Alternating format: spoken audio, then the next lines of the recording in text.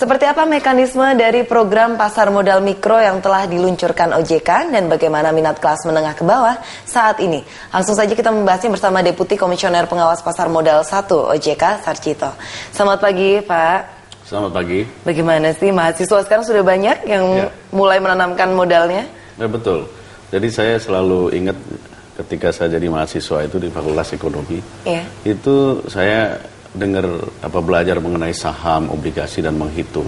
Tapi saya nggak pernah ngerti loh. Rasanya serem ya, Pak ya? Iya, ngitungnya aja susah gitu. Saya nggak pernah ngerti. Jadi gitu. Mungkin juga banyak juga anak-anak mahasiswa yang sekarang masih berpikir, aduh saya ini kayaknya buat jajan aja susah gitu. Punya 100.000 gitu kan. Ini mau buat apa? Bisa nggak dimain saham gitu? Justru sekarang itu Anda lihat mahasiswa gadgetnya aja udah keren-keren kan gitu ya. Jadi pasti kalau 100.000 itu sudah pasti punya kan gitu.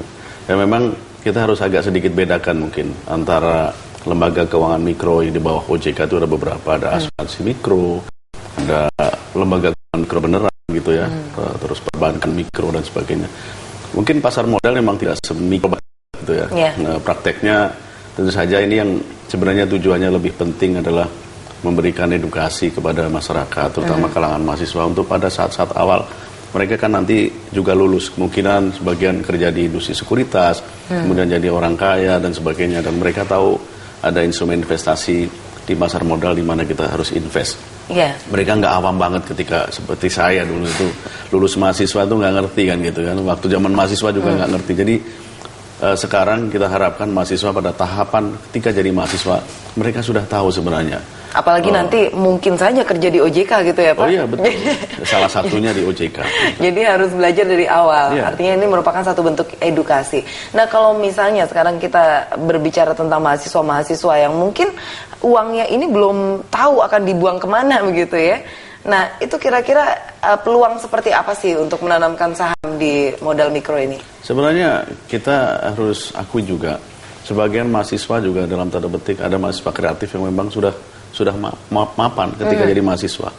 Dan juga ada juga mahasiswa yang anaknya orang-orang yang cukup berada. Betul.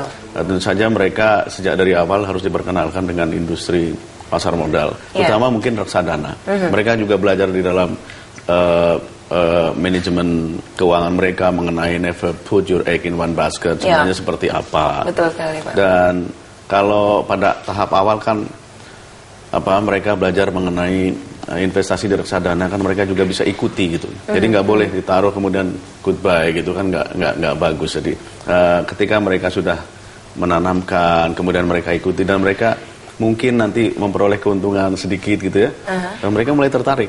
Tapi bukan untuk mahasiswa aja kan Pak ini Pak? Oh iya, ini sebenarnya untuk masyarakat menengah bawah gitu. Supaya sebenarnya gini, kita kan selalu dikatakan bahwa investor kita kan kebanyakan asing gitu, kan nggak bagus itu. Suatu hari kalau mereka ada kebutuhan di negaranya sendiri, mereka akan pull out dan lainnya, dan kita indeksnya akan turun dan itu nggak bagus. Kita tentu saja ingin mengembangkan basis investor domestik yang kuat. Oleh karena itu kita mulai dari mahasiswa dan juga semua kalangan masyarakat menengah ke bawah dan juga sebenarnya menengah ke atas yang mungkin tidak begitu mengenal tentang pasar modal. Satu bentuk kemandirian ekonomi bangsa kita sendiri. Itu harus. Karena memang kita sebenarnya nggak sangat tidak bagus kalau semuanya bergantung, semuanya swingnya ke asing itu. Oke, itu tadi kenapa akhirnya ada program ini begitu. Nah, tapi kalau kita mau mulai mencoba nih, misalnya ada yang tertarik, saya juga tertarik nih Pak, gitu. Gimana sih mekanismenya caranya ini? Sebenarnya program-program untuk mendekatkan investasi ke masyarakat ataupun ke kalangan mahasiswa itu kita juga punya dulu pojok bursa, tapi sekarang karena pojok kesannya kok kayaknya nggak oke. Sekarang ada galeri Bursa Efek Indonesia. Itu dari seluruh wilayah Republik Indonesia, ada lebih dari 100 galeri. Dan di situ cukup menarik loh, bahwa beberapa galeri itu terjadi transaksi yang cukup signifikan rupanya. Jadi bisa di galeri itu? Di galeri itu, bisa. Ya kan? Atau dan di situ kan pasti ada sekuritasnya sebenarnya yang insas. Dan dengan program-program yang sebenarnya mendekatkan kita ke masyarakat menengah ke bawah dan juga mahasiswa, itu kita berikan kemudahan akses mereka ke industri sekuritas.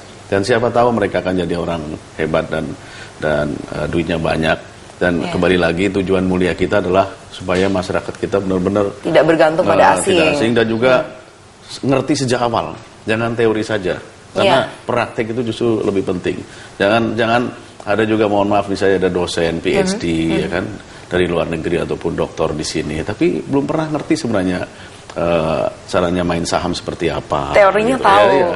Jadi kan kayak ngambang gitu kan gitu. Nah, ini nggak boleh terjadi. Jadi dengan adanya gerakan cinta pasar modal, kemudian dimurahkan dalam tanda petik untuk kemudahannya untuk akses, diharapkan masyarakat melek pasar modal sejak dari awal. Baik, nanti kita akan lebih melek lagi dengan bursa dan juga pasar modal, terutama saham-saham yang di luar LQ45 gitu ya Pak, yang di luar saham-saham blue chips. Tapi setelah jeda pariwara berikut ini.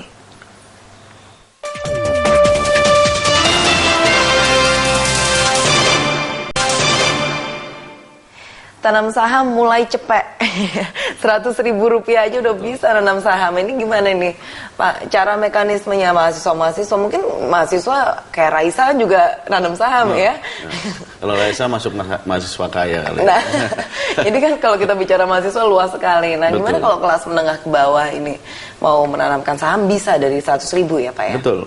Jadi seperti di gerakan cinta pasar modal, misalnya banyak industri sekuritas yang terlibat di situ.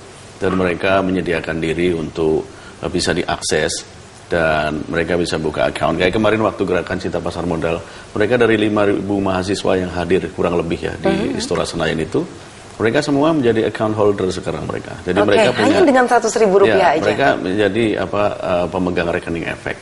Nah, tentu saja harus tidak boleh hanya stay menjadi dormant account yang tidur, tetapi mereka dengan uang sakunya dan sebagainya sejak dari awal, daripada buat hal-hal yang kurang baik, mereka sudah bisa mulai investasi pasar modal. Kan bentuknya misalnya mutual fund, dan mereka bisa patungan juga dengan teman-teman yang lain. Dan mereka hari-hari mendiskusikan yang tadinya nggak nonton berita satu, market corner jadi melihat, misalnya kan gitu kan, semuanya menjadi bagus. Mereka juga membaca koran-koran yang menjadi lebih baik gitu ya, yang ada data-datanya dan juga hal-hal lain lah. Kalau biasanya buka-buka HP, cuma sosial media, sekarang forex mungkin ya, atau mungkin juga BI. Karena memang kalau sudah bisa menjadi bagian dari kehidupan kita, menjadi kultur lah ekstrimnya itu, untuk menjadi investor yang baik. Ini juga mempengaruhi pelaku jasa keuangan lainnya, termasuk juga perusahaan-perusahaan yang mengeluarkan saham atau menjual saham ke masyarakat. Mereka harus lebih disclosure, governance-nya lebih bagus, karena yang ngamati banyak sekali sekarang. Iya, terutama juga dari luar ya, pasti itu juga mendongkrak juga. Nah, ini gini Pak, kalau di luar 5.000 mahasiswa yang kemarin itu sudah kumpul dan sudah membuka account, ini kan tentu saja masih ada juga masyarakat di luar sana yang ingin membuka account juga. Caranya bagaimana Pak? Caranya sebenarnya sederhana itu. Jadi mereka hubungi aja sekuritas. Ya. Ada berapa sekuritas sih Pak yang digandeng? Cukup banyak, saya agak lupa jumlahnya. Tapi dengan lebih dari 20 ya Pak ya? Lebih dari 20. Pokoknya hubungi lah, nanti kalau memang kesulitan ya dihubungilah OJK, Pak kami mau buka kok dipersulit gitu ya, kita pengen tahu seperti apa prakteknya. Jadi anak-anak kan sekarang googling gampang sekali, dan sekuritas semua karena yang terdaftar di pasar modal itu kan ada datanya kan gitu. Tapi jangan sampai sekuritas bodong. Nah ini hati-hati juga, karena bisa jadi sekarang ini kan banyak sekali orang mencari kesempatan. Tapi di website OJK sudah ada daftar sekuritas yang bisa dihubungi. Bisa dihubungi. Dan itu nanti 100.000 kita tanamkan di situ, dan kita bisa pilih apa saja gitu saham-saham yang ada di situ. Nanti untuk selanjutnya komunikasi langsung sama dengan analisnya saja. Enggak dengan analis, pasti mereka akan jelasin gitu ya, prosedurnya dan sebagainya.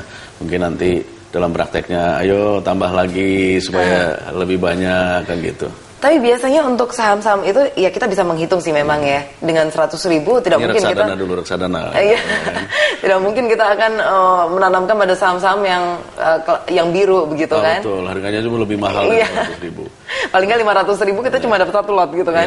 Tapi kalau misalnya 100.000 ini nanti kita boleh tidak sih ada produk lain tidak dari OJK misalnya yang direkomendasikan? Kalau tidak bisa 100.000 dengan saham-saham unggulan gitu, biasanya reksadana. Kalau justru yang 100.000 itu kita memang lebih fokus untuk pada tahap-tahap awal untuk investor pemula itu belajar reksadana dulu. Karena mereka punya manajer investasi yang akan mengelola duit-duit yang masuk itu. Ya harapannya dari 100.000, 500.000, 1 juta dan semakin banyak itu dan lebih mahal dari gadgetnya gitu kan.